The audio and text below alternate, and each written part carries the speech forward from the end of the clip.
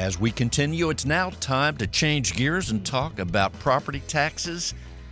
Ali Gilan, the company is American Property Tax Service. Here he is. Ali, welcome to the show. Thanks again for having me, as always. I really appreciate being on your show. Well, you are one of the things, we don't have to dwell on property taxes so much, whatever. However, you focus on commercial, helping people lower their commercial property taxes. But one of the things that I think's incredible about you, as I've known you for many years, you're very successful at what you do. And you're organized, and I don't know how you do it, but maybe you'll tell us about that secret sauce. Can I get some tips? I'm still thinking about food, though. Okay. Okay, so the key to organization is having an extremely disorganized desk. All right. And you have to know where everything... Step one. Yeah, if everything is neat and clean on your desk, guess what? You're not busy, you're not making any money, you're not making any progress. So my desk is as busy as it can be. Stuff stacked on top of each other. One has nothing to do with the other, but I know exactly where everything is, and I can get to it. And as soon as the customer calls me, I know exactly what we're talking about. I can shift gears in my head pretty quick. There you go. That's there's a tip I've not heard you know yet, what, Jenna. This is a new one on me. As a small business owner, I'm taking note. I have the messy desk down. So what's step two? Step two. What gets you going on Okay. days where you know? Well, if we're talking about success, in this day and age, we live in 2023 right now, and as fast as everything is moving, Yep. I think the key to a successful business, and you can check my Google reviews and Yelp reviews and Facebook reviews, is the communication. You have to communicate with your client. They're calling you, they have a burning question, you have to respond. Guess what? If you're not responding, somebody else happily will respond for you, and Yeah. you'll lose the business. And you just have to have this hungry appetite. I have to do better this year. I have to do better this year. Before you know it, you look behind you. You're like, I've been dominating every year and growing at 15, 20%, and those are amazing. big numbers. Yeah. Especially in the last few years with this wacky environment that we've had. It's impacted everything. Certainly business. Even eggs. Oh my God! Don't get me started. I mean, Eggs and ice cream. Those are the tripled cost in of price. groceries right now is so insane. I know. Well, I could do with the egg increase, but I didn't know about ice cream. Now I'm worried. Are you serious? It You're was in trouble, it was Bill. $9 for a half a gallon of Bluebell at HEB. I'm not saying that they're expensive. It's just that's one of the ingredients is obviously That's right. eggs to make Right. and everything goes up. Fuel costs go up. Inflation goes up. People want to get more. A little bit more money. Their employees obviously asking for more money because everything has gone up, so they're going to have to increase their product price, and that's going to affect everything across the You board. triggered my curiosity. How often are you out there buying ice cream, and what flavor do you buy? Okay, so What flavor do you get the most?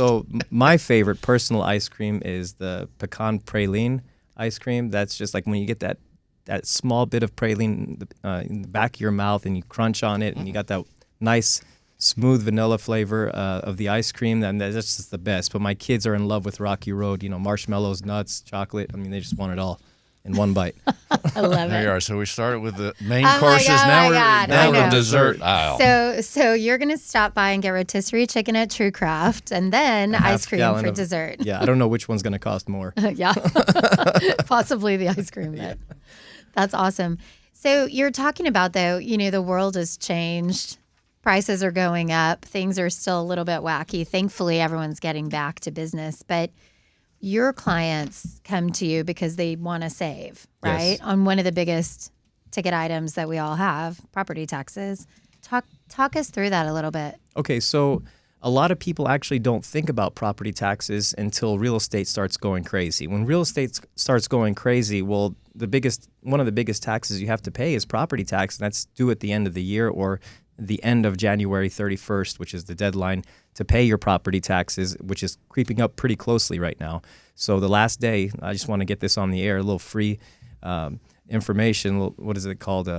Public service Public service Yeah. announcement. So your property taxes for 2022 are due Tuesday, January 31st. Okay, make sure it's postmarked by that day, paid online. You can do an e-check online to pay your taxes. Anything after that, you're going to get hit with 7% interest and penalty, and nobody wants that. So wow. This is for our home and home, or business, our business, everything any that kind you of have. property Any tax. kind of property tax you have, it is due Tuesday. So make sure you pay it. Now, you were asking me What do they come to me with? How can I help them? Well, we offer a variety of services. We're a full compliant property tax company, and what that is we handle everything from filing the business personal property tax rendition, which basically if you own a business, your furniture, fixtures, machinery, equipment, inventory, even the gentleman that was just on earlier, he's got one in the mail that he has to fill out, letting the county know how much to tax him on his, desks, computers, inventory. There's a tax for that. There's a property tax for that. This microphone that you're using to create revenue, there's a tax for that. So they fall into different categories. And right now is the season for filing that tax return. It's called a business personal property tax rendition. That's due April 15th. Then the next step after that is the real estate tax. The real estate tax is basically your property tax. Your property taxes, they can be protested. You can protest them if you'd like. And that due date is May 15th. And people come to us, like from now until, mid-April when they're receiving their new values for 2023. And they're like, this is outrageous. This value is way too high. Can you help me? And how much do you charge and all this other stuff? And I tell them this. I said, listen, I can't guarantee you I will save you one penny, but I can guarantee you this. I don't advertise. I don't even have a website. Okay, I really don't. I'm a boutique firm. People call me because they've been referred to me by someone who's I've done really well for. And that number continues by 20% every year. So obviously my clients are happy. I got in there at the right time. You sure did. Probably the best client I have. In. This client takes me out to lunch as a bonus. On the radio. Yeah. And on the radio. That's, all kinds of exposure. But yes, they will call me and they'll say, what kind of success can you guarantee? I'm like, well, there's no guarantee of success. I calm them. I ask them, I said, the $1 million that they valued your property, would you sell it to me right now for $1 million? And they're like, yeah, absolutely. Well, that tells me there's a problem, Or if they say, no, I won't sell you it for $1 million. No way. It's worth at least 1.5. And I tell them, well, if it's at least worth 1.5, there's no real reason to wake the sleeping giant. Just don't protest it. If your value is severely overvalued, if your market, your current area, the market that you operate in is experiencing a drop in real estate values due to, any kind of outside influence, then yes, I need to know about it. And I probably already know about it. That's why I kind of interview each client, make sure that they're going to get the best possible shot at it. That's so interesting. So you specialize in more of the commercial property. I do some residential because every now and then the commercial real estate owner or the industrial chemical plant owner, they live in a house, right? So they're like, can you please do my house? Yeah, they don't want to go to another company or another they want to keep everything in-house, and usually I just throw that in there at no charge. And I started doing, my basis was residential. That's all I knew. That's all I lived and breathed was residential. And I know everything about it. I know exactly what the county wants from you as far as evidence, and I know what to give them. And I've established relationships with the appraisers there, and I don't get emotional with these accounts, and we work through them very smoothly. I offer the comps that I'm using, or any other outside influences, maybe some estimates of damages to the property or something that the county does not know about. And I present them with that information, and I'm able to get a reduction. And I do it with various sources. I have satellite imagery that I use that is updated every 3 months. I can take a look at any property I want, and I can measure their roof, their slab, their pool, anything I want. I can measure, and I can measure the area, the height, the width, anything I want. And I can see if they're in a flood zone, if they're not in a flood zone, because our flood zone maps have changed. Mm-hmm. So I kind of can do a brief little interview on the property and say, hey, listen, you've got a fighting chance. Your value's way too high, That's so interesting that you're using that kind of technology too, to really, as an advantage for your clients, right? Sure.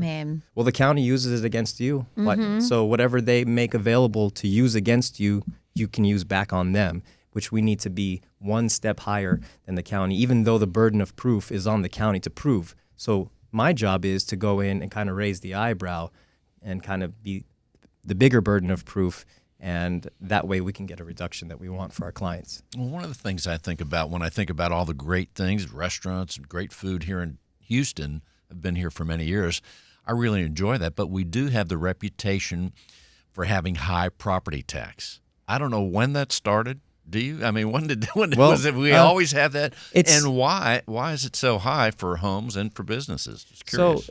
property tax is made up of two things. The first thing is the value of the property, and the second thing is the rate of that property, the rate of the property tax of that where that property is located. So, I'll give you two examples. Urban environment, where we're at right now, inside the loop, right? It's City of Houston, Harris County, and HISD, right? That's it. There's no mud districts, there's no lid districts, there's no, other districts to pay taxes to. So that tax rate is probably around 2.3 to 2.5% of the total value. So if you have a value of $1 million, your taxes are going to be $25,000. Okay, basically, 2.5% of that. Now, let's say you live out in the suburbs. Well, the way the suburbs work is you have mud districts and you have lid districts. No one knows what these What's things. lid? Okay, lid is levee improvement district. That means you are close to a levee that's protecting your house from being washed away. Now, this is that big hill, that grass hill looking thing that basically keeps the water out, and it undergoes maintenance every time we have a flood that comes through. It gets torn up. They have to go back there and compact it, and the engineers have to go and make sure that it's stable, that it'll hold and won't let the water in. So that's a levee improvement district. That tax will never go away. That'll always be there.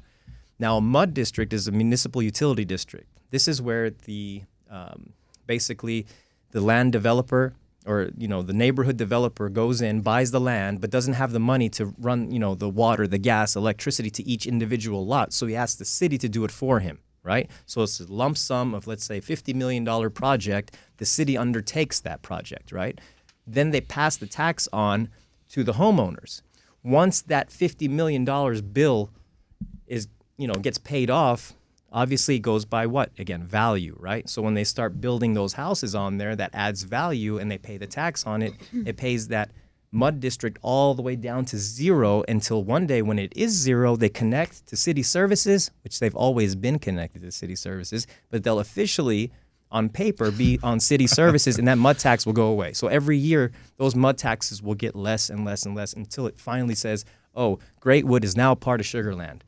Well, when you mentioned taxes going back to the suburbs, I remember not long ago, last year, looking at a new home development, new home builder, and I don't know where this was. I want to say up 99 somewhere.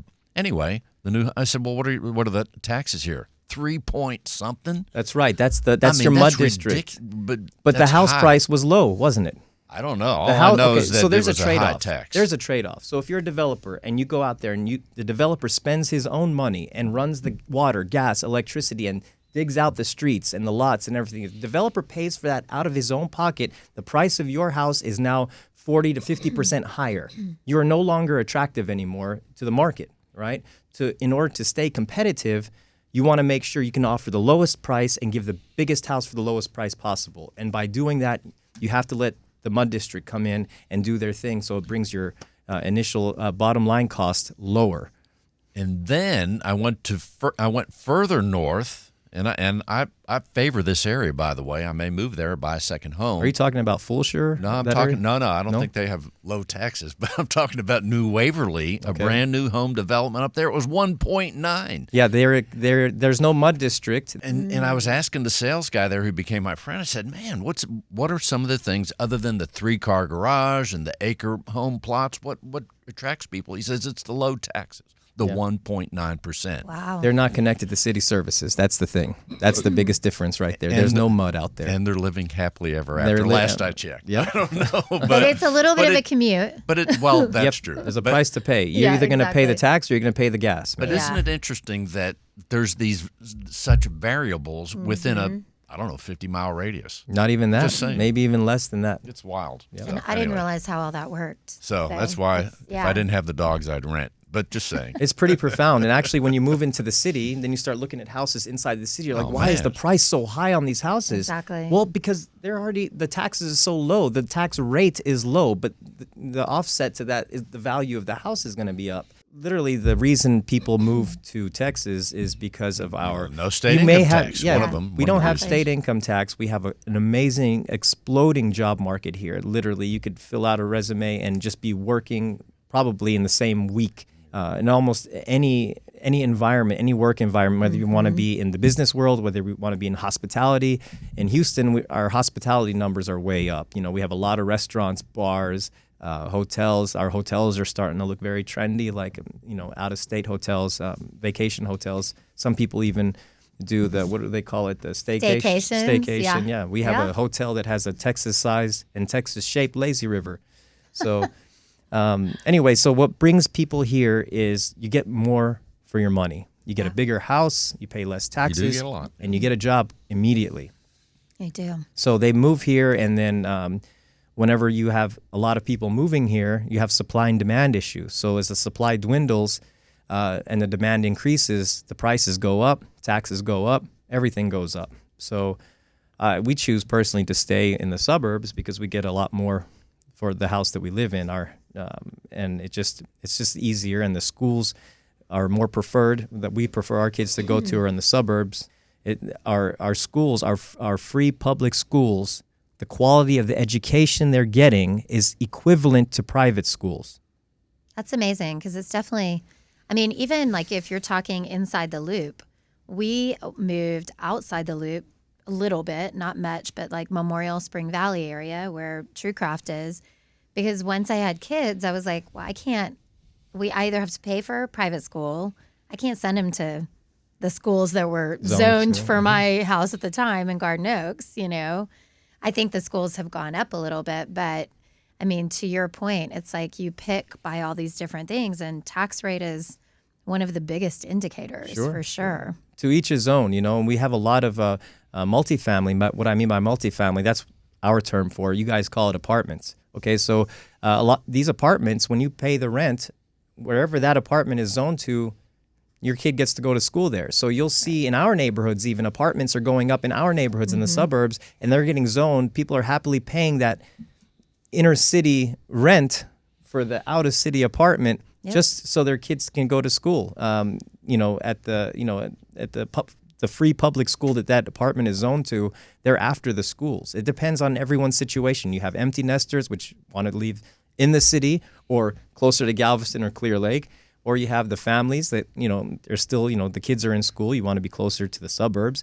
So everyone has needs. Or you're a single guy, you're a bachelor. You want to live in the Heights. These are all different, and, you want a modern looking condo or something. These are all different needs. Everyone has different needs. And our city can accommodate all of that. And that's what makes our city so great. We're just not a metropolis city. We have urban, suburban, even New Waverly, the more farmlandish properties, open acres, and beautiful Texas sunsets. Yeah. Well, beautiful. And then also to say this, in New Waverly, you're next to that Sam Houston, or you're near the Sam Houston National Forest, which, I've been here for many years. I never even thought about it till I took my trips up there. In the meantime, we are talking with Ali Gilan, American Property Tax Service. That's right. He doesn't have a website, but you'll find him if you really need to, right, Ali?